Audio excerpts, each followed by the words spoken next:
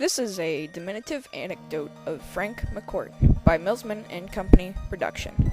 Frank McCourt, an Irish writer who survived poverty and typhoid at age 7. This will cover some of highlights in Frank McCourt's life.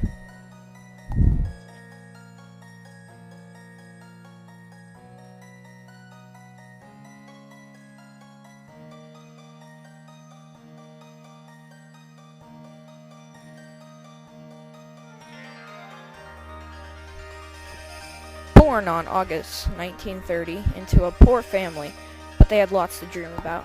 His father was an alcoholic, and with what little wages they had, he spent it on alcohol. His mother had too many babies for them to support. In school, they were harsh and ruled by a stick. Church was overwhelming in power and controlled everything. Frank McCourt suffered 3.5 months in a hospital due to the typhoid fever. The reason for his typhoid was living conditions. Waste was everywhere, and rats and mold thrived in his residence. Only a few young boys and girls survived, and he was one of them. Frank McCourt went to a government school, and he could not afford secondary schooling because only middle-class or upper-class people could go to secondary schooling. They were so poor that he wore his shirt for many days at a time, and he quit school at age 13.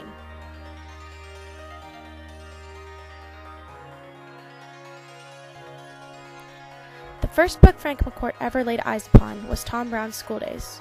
After that, he read Huckleberry Finn, and he sometimes dreamed of being Tom Sawyer. He also enjoyed Shakespeare, whose work was introduced to him while he was bedridden with typhoid.